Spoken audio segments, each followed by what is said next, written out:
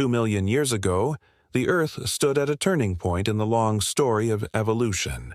The African continent, vast and wild, echoed with the sounds of predators and prey. Towering elephants roamed the grasslands. Herds of antelope grazed under the watchful eyes of saber-toothed cats.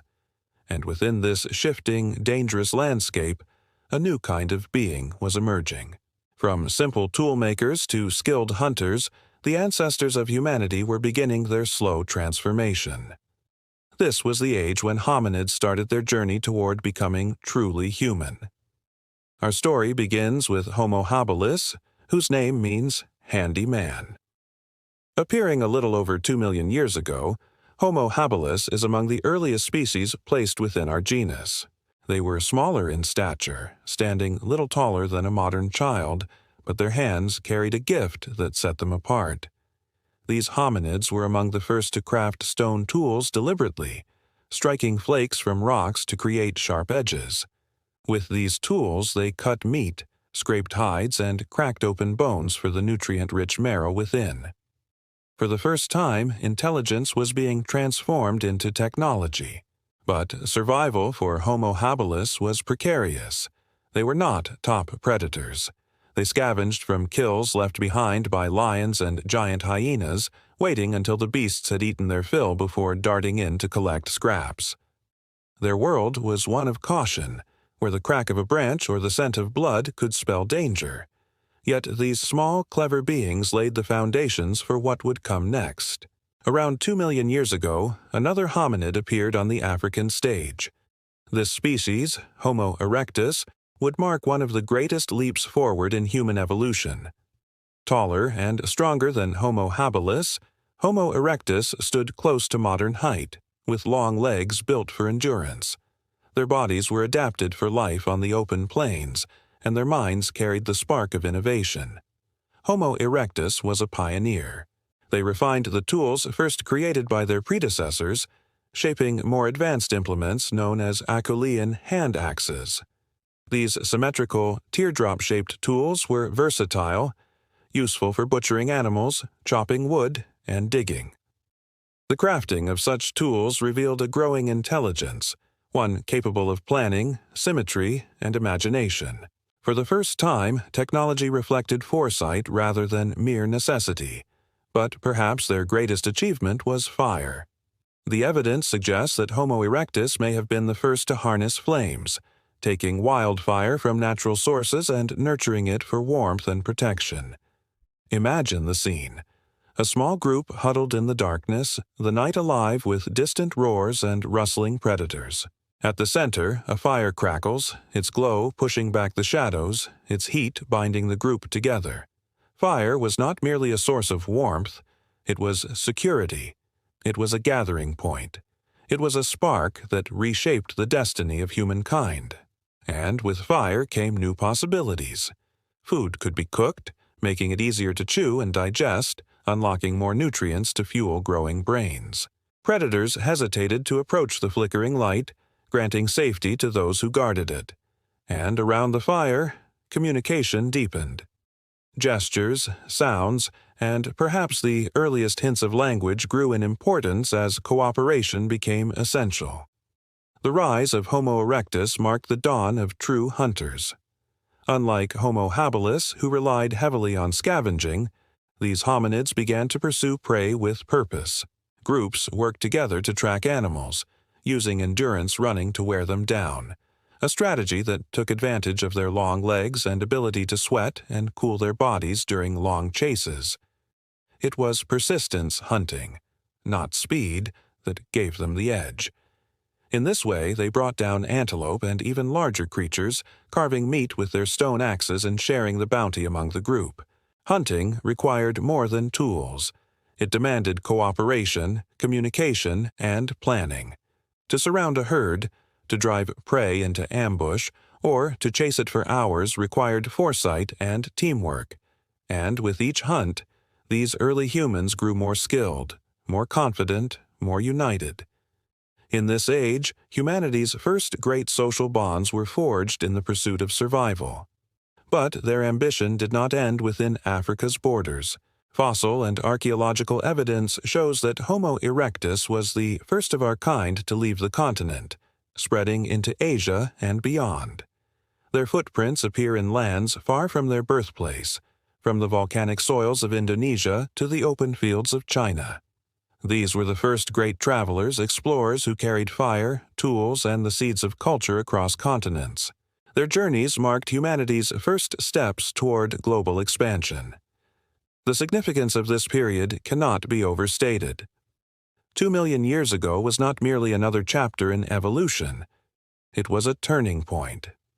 The small scavengers of yesterday were giving way to hunters who shaped their environment, who mastered fire, who dared to journey into the unknown. This was the moment when hominids began to look less like animals surviving by chance and more like humans carving out their destiny. Imagine standing there, 2 million years ago. The air is warm, filled with the scent of grass and distant rain. You watch a group of hunters moving across the plains, their eyes fixed on the horizon. In their hands are tools shaped with care, and in their minds is the knowledge that together they can face what lies ahead. Behind them, a fire burns softly in the twilight, its smoke curling upward into the stars. These are not yet modern humans, but their spirit is unmistakably ours. They are the first to dream of more than mere survival. They are the first to tame the wild with fire. They are the first to see themselves not only as individuals, but as part of a group with shared strength and shared purpose. From their footsteps, every path of humanity would follow. From their hands, every tool and invention would grow. From their courage, every journey would begin. 2 million years ago, the line between hominid and human blurred. With fire, with tools, with the rise of early hunters, our ancestors took their first great leap forward. This was the dawn of humanity's story, a story still being written today. Life for Homo erectus was not only about the chase, the hunt, or the fire. It was also about the quiet, tense moments in between. Imagine the evening after a successful kill. The group gathers in the dimming light, crouched together in the tall grass. The carcass has been stripped, but the bones remain, and now the work continues. One elder, stooped but sharp-eyed, takes a rounded stone and strikes a long bone until it cracks open.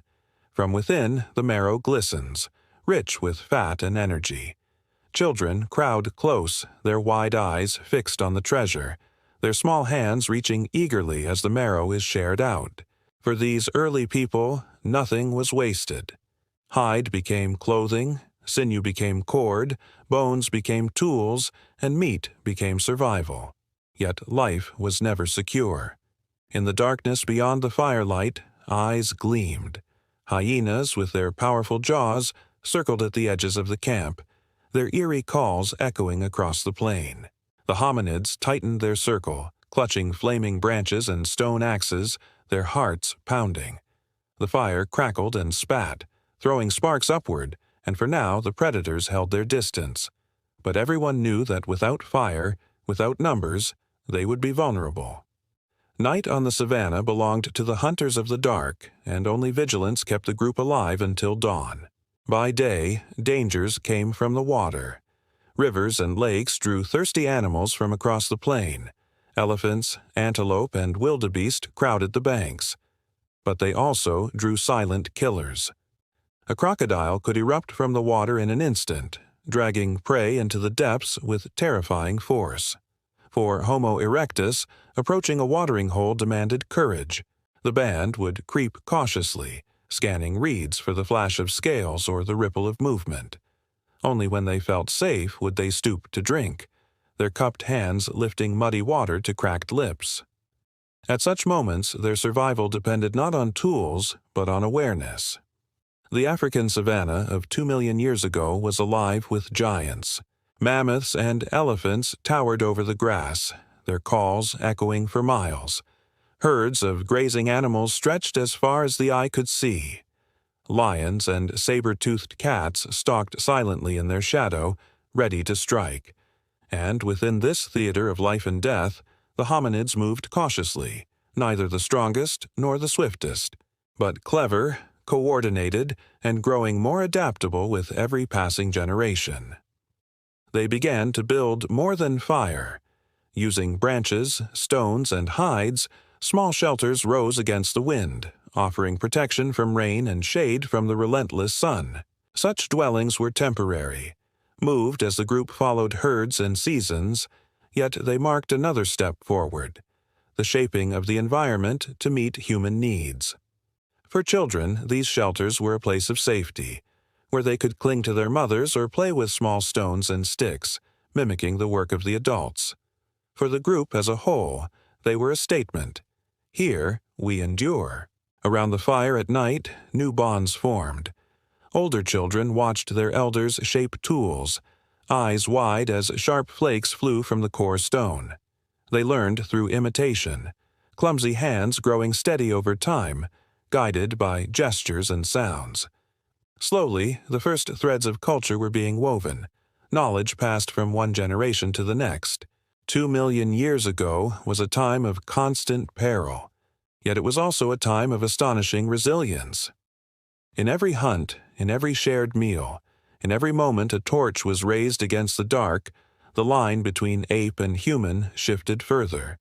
These hominids were not yet us, but their lives carried the seeds of what we would become. Cooperation, innovation, endurance, and the will to face danger together. These were the gifts they carried.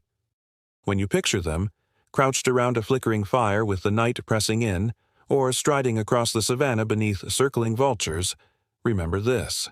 They were survivors. They were explorers. They were the dawn walkers of humanity. From their heavy-browed faces and calloused hands came every step of our journey.